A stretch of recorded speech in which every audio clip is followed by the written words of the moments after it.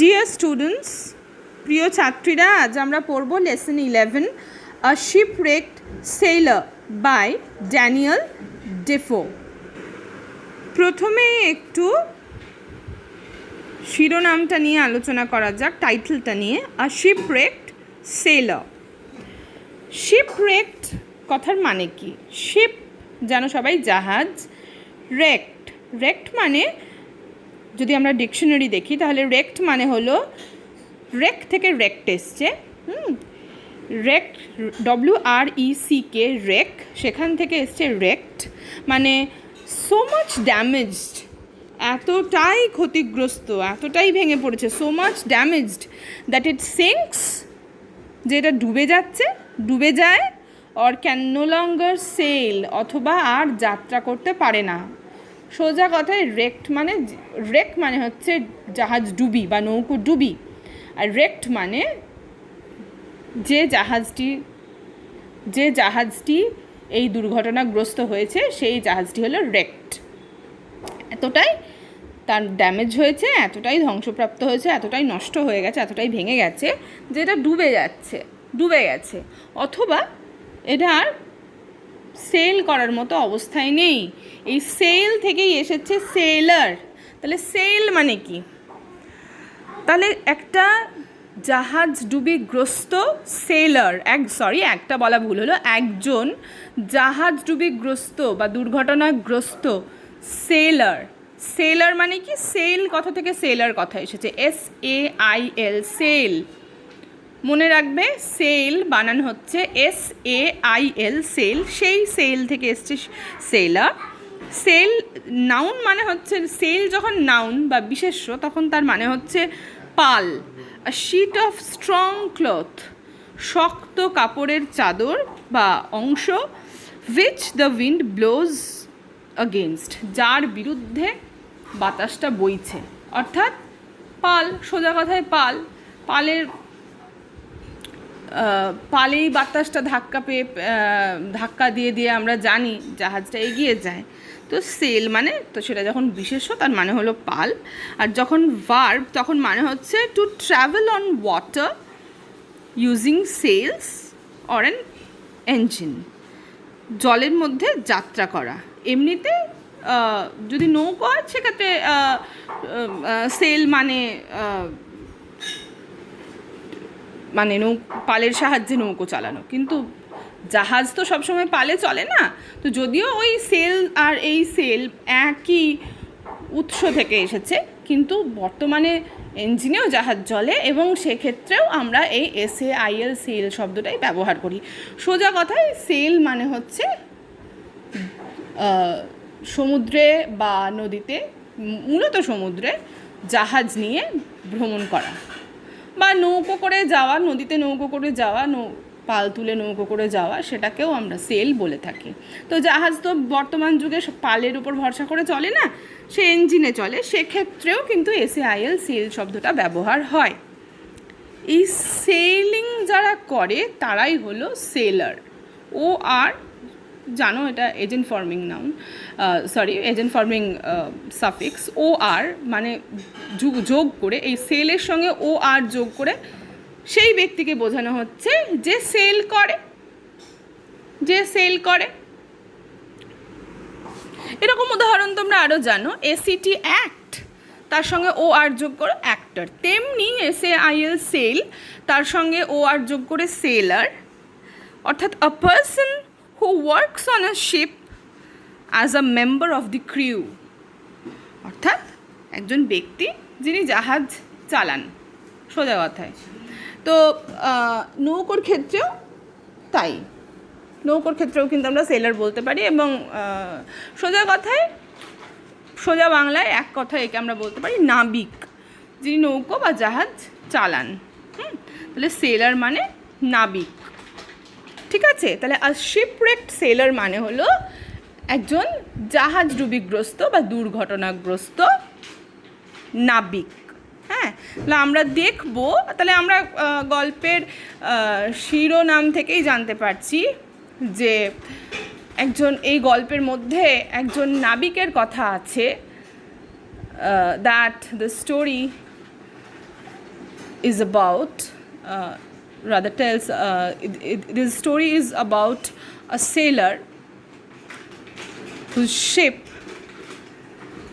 was wrecked. ঠিক আছে, যার জাহাজটি দুর্ঘটনার কবলে পড়েছে। অর্থাৎ সোজা বুঝতেই পারছো এর মধ্যে নিশ্চয়ই কোনো সমুদ্রযাত্রা বা নৌকোযাত্রার বিবরণ নেই। হ্যাঁ, it is not supposed to describe any sea voyage, কারণ অলরেডি জাহাজডুবিটা বা নৌকোডুবিটা হয়ে গেছে, দুর্ঘটনাটা ঘটে গেছে। দি অ্যাক্সিডেন্ট হ্যাজ অলরেডি অকার্ড। এর পরবর্তীতে কী ঘটনাগুলো ঘটতে চলেছে সেইটাই এর গল্পের বিষয়বস্তু। The story centers around the incidents that are going to happen after this shipwreck, that follows the shipwreck. এইটি আমাদের গল্পের মূল বিষয়বস্তু। তাহলে গল্পের মূল বিষয়বস্তু ধরেই নেওয়া যেতে পারে যে জাহাজডুবির পরবর্তীকালের ঘটনাগুলো, অর্থাৎ এর পরে সেলারের ভাগ্যে কী রয়েছে সেইটাই। Now let us gather some pieces of information about the author and the text. চলো আমরা লেখক এবং আমাদের পাঠ্যাংশ সম্পর্কে, পাঠ্যটি সম্পর্কে কিছু গুরুত্বপূর্ণ তথ্য সংগ্রহ করি। প্রথমে জেনে নিই লেখকের নাম কি। লেখকের নাম ড্যানিয়েল ডিফো। ঠিক আছে, ড্যানিয়েল ডিফো। তার জীবনকাল 1660 খ্রিস্টাব্দ থেকে 1631 খ্রিস্টাব্দ। He was born in the year 1660 and passed away in the year 1731। 1660 খ্রিস্টাব্দে জন্ম হয় এবং 1731 খ্রিস্টাব্দে তিনি ইহলোক ত্যাগ করেন। Defoe was an English writer and journalist. He is most famous for his novel Robinson Crusoe. A prolific and versatile writer, Defoe is also known for pamphlets and journals on various topics. The following text is adapted from a section of Daniel Defoe's famous novel Robinson Crusoe and tells us how Crusoe, after being shipwrecked, found himself on a dismal island. It also gives us an inspiring account of how he makes the island habitable with his hard work. এই is also আছে, ওটা বইতে খুব সম্ভবত বোঝাই যাচ্ছে, ওটা একটা মুদ্রণ প্রমাদ, একটা প্রিন্টিং মিস্টেক, ওটা ইট হবে। ঠিক আছে। Daniel Defoe was an English writer and journalist. Daniel Defoe ছিলেন একজন ইংরেজ লেখক এবং সাংবাদিক। জার্নালিস্ট মানে হলো তাহলে সাংবাদিক, journalist. A person whose job is to collect and write news stories for newspapers, magazines, radio or television. একজন ব্যক্তি যার কাজ হলো খবর সংগ্রহ করা এবং সেই প্রতিবেদন লেখা খবরের কাগজের জন্য, পত্রিকার জন্য অথবা রেডিও কিংবা টেলিভিশনের জন্য। অর্থাৎ এক কথায় জার্নালিস্ট মানে হলো সাংবাদিক। তাহলে ড্যানিয়েল ডিফো কে ছিলেন? ড্যানিয়েল ডিফো পেশাগতভাবে ছিলেন একজন লেখক এবং সাংবাদিক, একজন ইংরেজ লেখক এবং সাংবাদিক। He is most famous for his novel Robinson Crusoe. Famous মানে তো বিখ্যাত, তোমরা সবাই জানো। হি ইজ মোস্ট ফেমাস, তিনি সর্বাধিক বিখ্যাত তার উপন্যাস রবিনসন ক্রুসোর জন্য। অর্থাৎ উপন্যাসটির নাম রবিনসন ক্রুসো। এই উপন্যাস লিখে উনি সর্বাধিক বিখ্যাত বা সর্বাধিক পরিচিত হয়েছেন। ফেমাস মানে তো বিখ্যাত। নভেল মানে উপন্যাস। a story long enough to fill a complete book in which the characters or events are usually imaginary. একটি গল্প যেটা যথেষ্ট দীর্ঘ, অনেকটাই বড়, এতটাই বড় যে তা দিয়ে একটা সম্পূর্ণ বই হয়ে যেতে পারে এবং তার সমস্ত চরিত্র আর ঘটনাগুলো সাধারণত কাল্পনিক নাও হতে পারে কিছু কিছু ক্ষেত্রে, কিন্তু সাধারণত কাল্পনিক ঘটনা এবং চরিত্র নিয়ে লিখিত একটা এত বড়ই গল্প যে তা দিয়ে একটা গোটা বই হয়ে যেতে পারে। অর্থাৎ সোজা কথায় নভেল মানে হলো উপন্যাস। ঠিক আছে, তাহলে he is most famous for his novel Robinson Crusoe. তিনি সর্বাধিক বিখ্যাত তার উপন্যাস রবিনসন ক্রুসোর জন্য।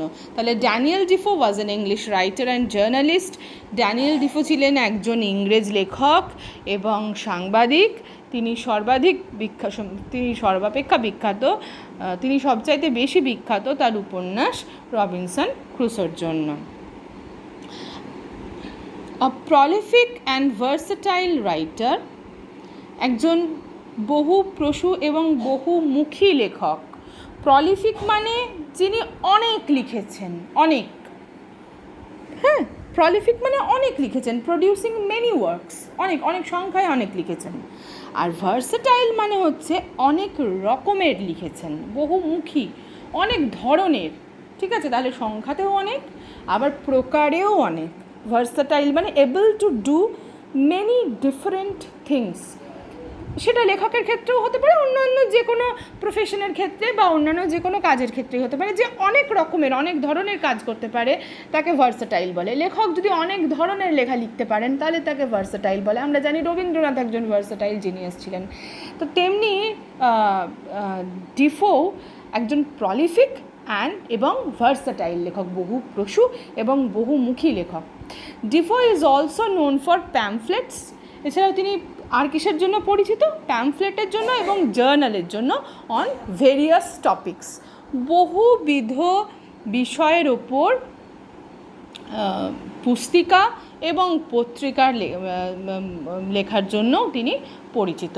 প্যামফ্লেট হচ্ছে খুব ছোটো ছোটো পাতলা চটি চটি বই, ভেরি থিন বুকস, পুস্তিকা বলতে পারো, very thin books with paper cover, কাগজেরই মলাট হয়, পাতলা বই, containing information about a particular subject, কোনো একটা নির্দিষ্ট বিষয়ের ওপরে হয়তো তাতে সামান্য তথ্য দেওয়া আছে, এরকম ছোটো পাতলা পুস্তিকাকে বলে প্যামফ্লেট।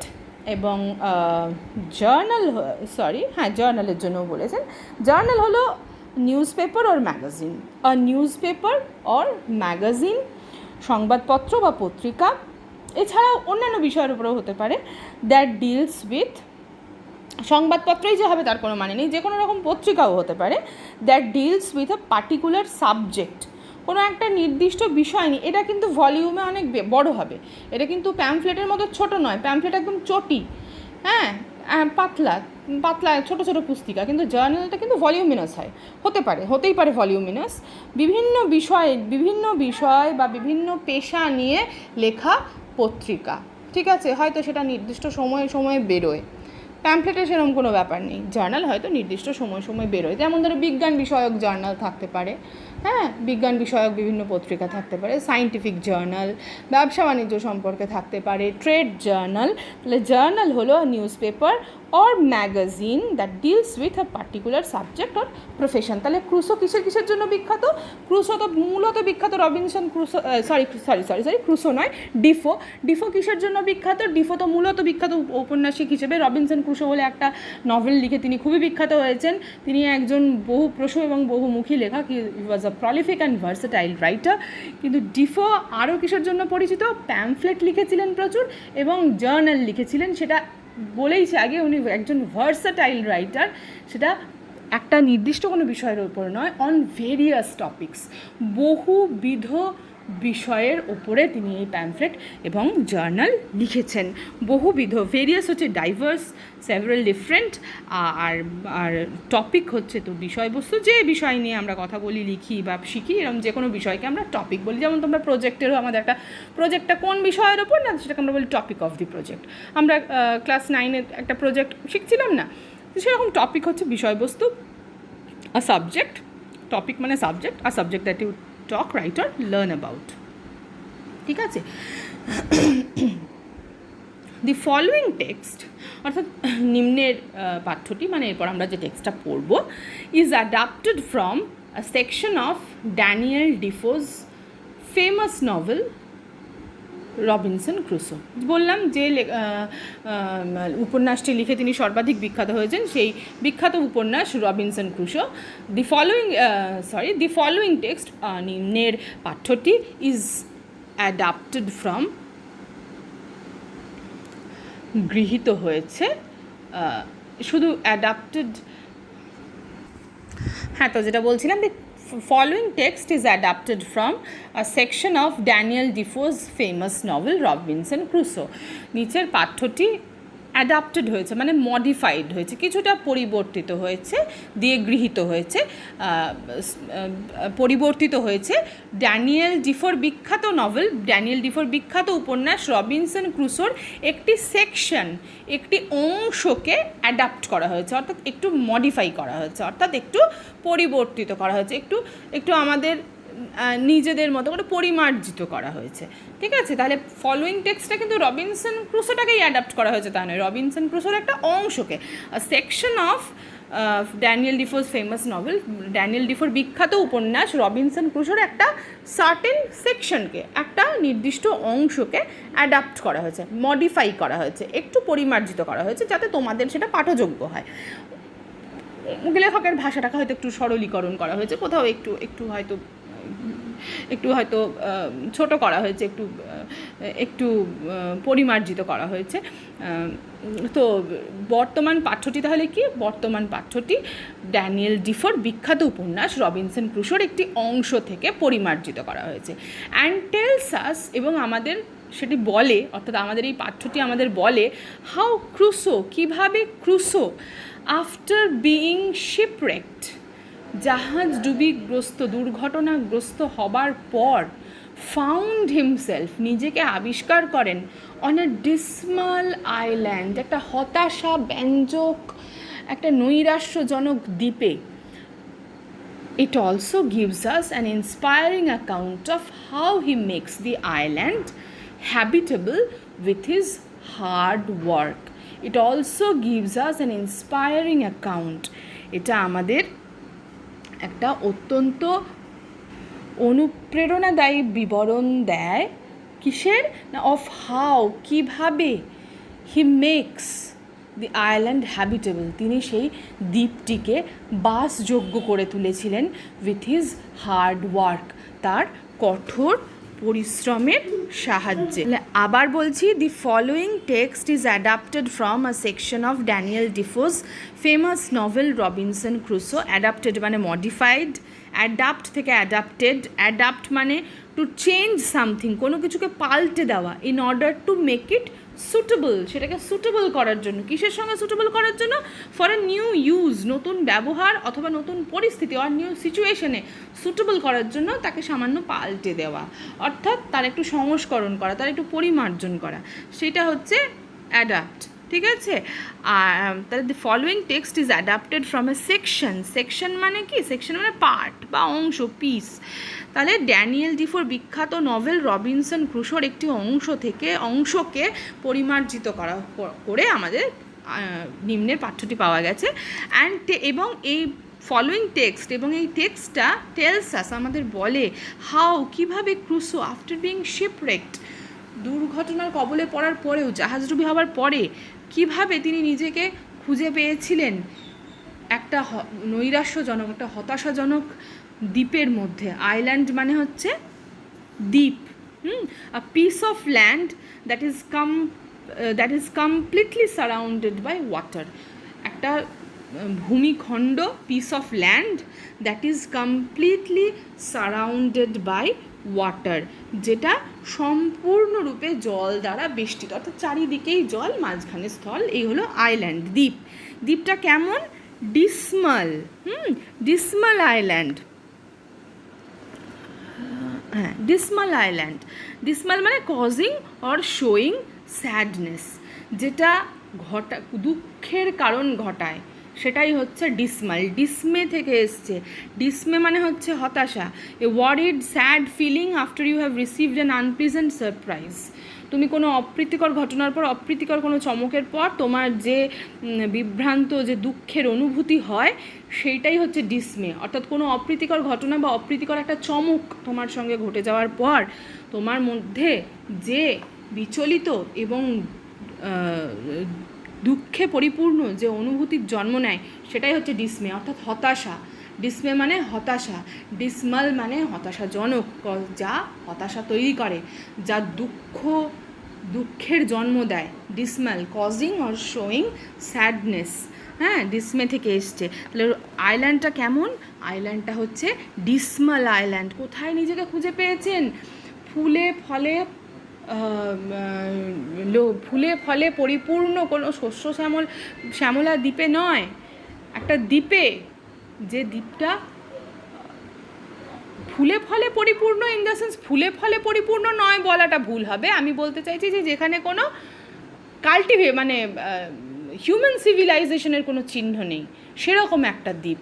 একজন নাগরিক মানুষ একটা মানব সভ্যতার চিহ্নও নেই এরকম একটা জায়গায় গেলে তার সেই দ্বীপটাকে ডিসমাল বলেই মনে হবে।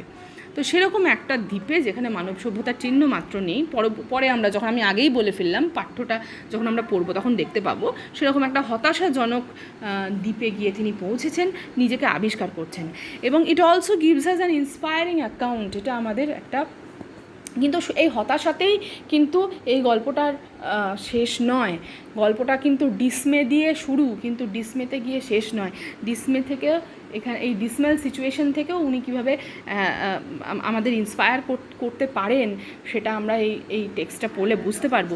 ইট also gives us an inspiring account, এটা আমাদের একটা অনুপ্রেরণাদায়ী ঘটনাও উপহার দেয়, একটা অনুপ্রেরণাদায়ী বিবরণও দিচ্ছে অফ হাউ হি কীভাবে তিনি মেক্স দি আইল্যান্ড, সেই দ্বীপটাকে করে তুলছেন হ্যাবিটেবল, বাসযোগ্য। হ্যাবিটেবল মানে suitable for people to live in, যেখানে লোকজন বাস করতে পারে। হ্যাবিটেশন থেকে এসছে কথাটা, হ্যাবিটেশন মানে বসবাস, the act of living in a place. Habitation থেকে হ্যাবিটেশন মানে বসবাস, যেখানে বসবাস সম্ভব সেটা হচ্ছে বসবাসযোগ্য, সেটা হচ্ছে হ্যাবিটেবল।